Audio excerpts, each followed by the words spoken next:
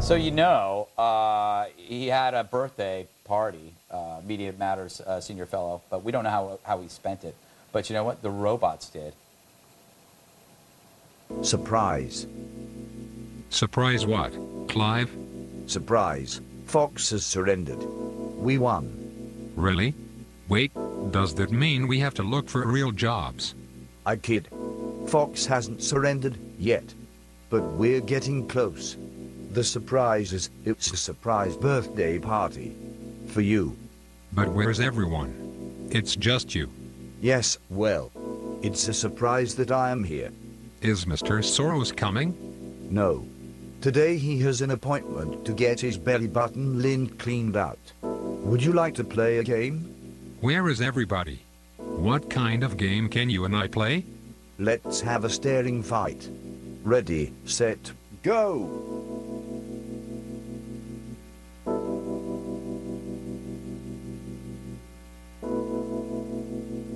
That was fun. How come I have no friends, Clive? That's the greatest party ever. No. Doesn't it make you cry? Media Matters? No. I hope he got burned by the birthday candles. Yeah. If you're Fox's only target, isn't that kind of sad? Hugely sad. Yes. Well, first of all, he was a muppet for not doing his research. Big muppet. Second of all, having to watch Fox News all day must be a complete nightmare. I sent a clip I sent a clip to my mum of Fox News last week, okay? Just 5 minutes. She wasn't familiar with Fox News. Yes. She emailed back going, "Darling, they're very insufferable, aren't they?" And she's as right-wing as they come, and she comes from the UK, and she... Anyway. Lauren, wouldn't you question your existence if you had that kind of job? Yes. Yes. I question my existence on many levels. I wish I had that kind of job. To be honest with you, there are so many people that do that job for free. There are so many Fox fans that watch endlessly, hour after hour, and then there's so many Fox haters that watch endlessly, hour after hour, that know exactly what's going on. So I'm sure one of them could probably do it better. But I got to tell you, I was confused in the beginning there. I thought we were talking about Eric Bowling, and I didn't understand why. I did too. Well, if we were, that guy would not have been wearing a tie. And his cufflinks would have been awesome. Down to here. These are That's guys his who style. just got an extra $1 million a year from George Soros to watch Fox and find something to complain about. And this is a totally futile existence. It's the greatest. It's not going to change anything. I can promise you, Media Matters. It's the greatest scam in the world. Getting paid to sit home and watch TV. You cannot beat that. These guys are geniuses. They go to the office to do that. Oh, really? They have an office? Yeah, The clock in. Oh, that's a big letdown. I was kind of hoping they just stuck around. They were in their jammies. But can't you really call anything an office? Yeah. I mean, I sleep under here. I call it a home. That is but, true. you know. You know, right. Coming up, Chevy Chase is dead. Set against answering questions about Saturday Night Live. He's tired of it. Really? But first, scientists dressed as pandas to help them survive. It's a story so important I could barely muster the energy to describe it. He donned a furry disguise to help the little guys. I speak of caretakers like this one at an animal reserve center in China who are dressing like giant pandas. The reason? So that panda cubs have minimal contact with humans before being released into the wild. Scientists say limiting human interaction is key to the bear's survival, especially since there's only 1,600 of these jerks left in the world. And make no mistake, pandas, they're jerks. Nevertheless, we must discuss this in our lightning round. Stories we sort of liked, but not enough to include earlier in the show, but still wanted to talk about, so let's really quickly do them now. John, why are we trying to save something that so desperately wants to die? I mean, you know, I hate to say this, but that little baby panda seems a little out of it. Yeah. I mean, he's figuring that these people wearing panda outfits are his parents. It's not. It doesn't say a lot for the survival of pandas. Yeah. You know, Lauren, aren't pandas? It's a known fact that pandas are racist, bigoted jerks. They don't like human beings. Why are we bending over backwards to trying to save a group of animals who don't want to live? A good question. I mean, I don't know how much these guys are getting paid, but I hope it's a handsome amount. I mean, this actually makes Anderson Cooper look a little less silly for donning that bunny suit to be with the gorilla. How dare you? He is an American icon, Lauren. I'm going to have to ask you to leave. If I had my way, bunny Anderson suit. would be in a bunny suit every night, Like, on madam. 60 Every Minutes. night. A Playboy bunny suit, She though. should No, get a of course. quad of Gutfield for saying that. Come on.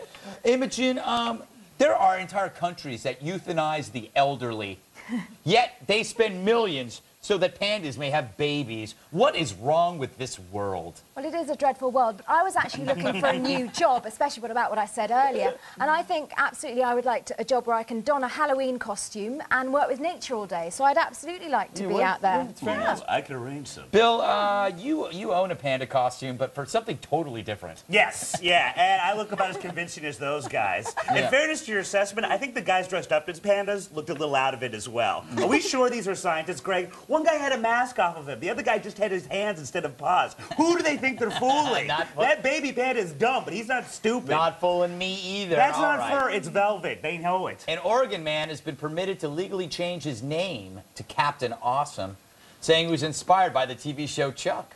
The unemployed cabinet installer says the county judge also allowed him to change his signature to a right arrow, a smiley face, then a left arrow. I guess that's it.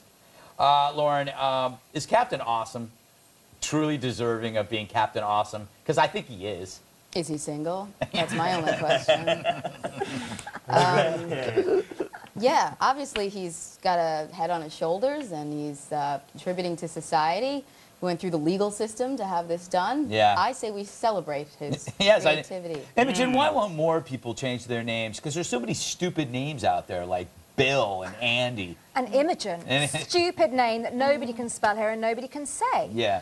So only in America, so I'm now beginning to think of what I should call myself instead. Maybe career suicide, that might work. Punch bag. It actually sounds like a cool punk band. Career suicide. Yeah. Very down on themselves right Yeah. now, Imogen.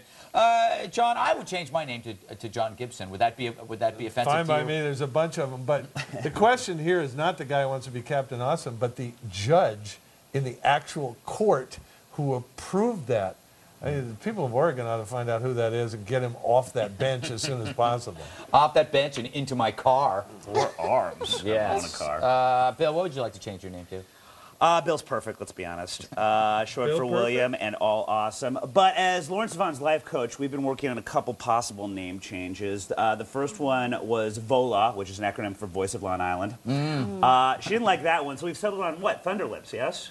You've settled on Look Thunder at Lips. those bad boys. That's one crackle of thunder right there and another Oh. up there. Stop it. I think it's a done deal. Stop trying to hit our Thunderlips guests. Savon, it is. Last topic. Flap them in the wind. An William. online Wow. community of feminists is encouraging women to forego eyebrow waxing this month as a way to raise money for a cause of their choice.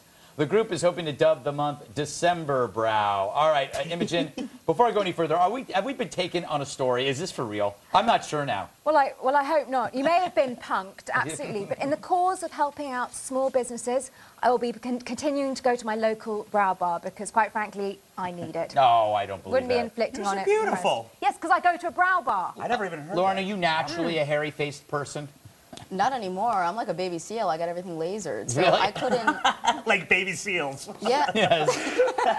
No, I just mean even if I wanted to grow a unibrow, I've been waxing and removing hair for so long, I couldn't grow one if I wanted to. You're a little late with this fundraiser of yours. John, as a man with fantastic hair, we all know. Yeah. I may have good It's hair, good but I hair. have no brows. Yeah, but you know what? whatsoever. But I want to mean, ask there you. are none there. Yeah. And, you know, this whole idea of somehow we're going to grow them together, I don't know how you do that. Do you think we're a hairist society? We're demanding more and more hair be taken off our bodies. Well, except for the guys who don't have any, and then Yeah. they're trying desperately to get some to grow. Isn't that the sad irony, Bill? The sad irony. I'm kind of like with Gibson. Like I have to actually get my eyebrows filled in before the show because I'm literally losing hair up here. I'm going to take 2 dollops of Rogaine and just smash it in there, no matter how much it blinds me. I want hair above my eyes. I don't want to look like Whoopi Goldberg, Greg. All right. Well, that's a totally inappropriate response. She's bald. She has no eyebrows. Okay, that does it for the lightning round. We're going to take a break. When we return, guess the story. That's what it's called. So, back by popular demand, it's time for our new favorite game, Guess the Story. See if you can figure out what's going on in this clip.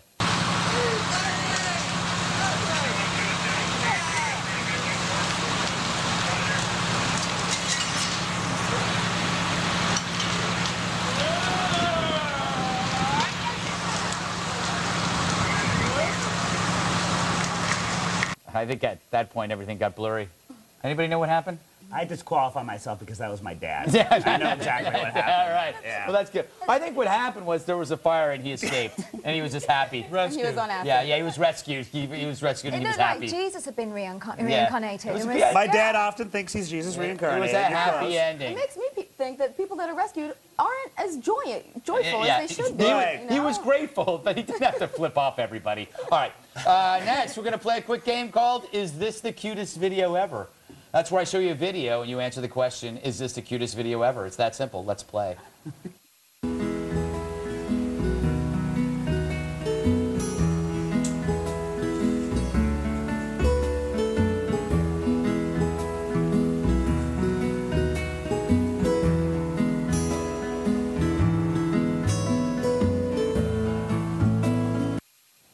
John, toughest question of your life. Cutest. Yeah, the music helped. I mean, who put that on there? But cats do cute things. Yeah, Ask Andy sometimes. Yeah, they are. Imogen, cutest thing you've ever seen? Adorable. Yeah. Absolutely adorable. Yeah. I'm weeping slightly. You are Yeah. weeping. All right. It's just beautiful. Lauren? You know what the cutest thing I ever saw was Andy Levy watching that video.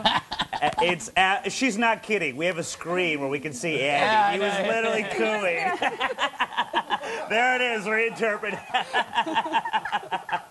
That is the cutest thing ever. It was amazing. I completely lost myself. All right. We'll close things out with the post-game wrap-up. From TV's sad Andy Levy. And to see clips of recent shows, go to foxnews.com/redeye. Time to go back to TV's Andy Levy for the post-game wrap-up. Thanks, Greg. Hey, Lauren, how's your Hanukkah going? Oh, it's great because every year my family, we all do the same thing. We all get together and count our money from running the media. Sure. Family thing. How's yours? What's that? I have not spent mine perpetuating evil stereotypes. I can tell you that much, young lady. It's a stereotype for a reason, Andy. Translation, Andy's family did the same thing. Hey, John, what you got? Zero. Happy Hanukkah, happy holidays. Good to see you, Andy. All right, you too, John. That was nice. That was great. Imogen, what's today the one-year anniversary of? It's the 1-year anniversary of my first ever appearance on Red Eye. And I just want to say a massive thank you to all the team here, to Greg, to you, Andy, to Bill, to Michaela, to Todd, to the whole team, and also to your viewers for putting up with me, because it's an incredible show to be on, and I've been very, very lucky to have been tolerated so much. So thank you. Well, we have some bad news. This is the last ever appearance, that's it. But bye, thanks for having me. Next year it will be the 1-year anniversary of your last appearance on I Red know. Eye. Looking Bill, anything forward you to want? not watching. Bill, anything you want? Yeah, you know what? Screw it. Back to you, Greg. I think the viewers thank you. Yes. All right, Andy, go away. Special thanks to Lawrence Vaughn. Always a pleasure having you show. And happy Hanukkah. Bill Schultz, you're a disgusting human being. Imogen Lloyd-Webber, congratulations on your anniversary. John Gibson, always a delight having you on this show. Warms my heart whenever you're to my left. All right, that does it for me. I'm Greg Gutfeld. I'll see you next time. Bye-bye.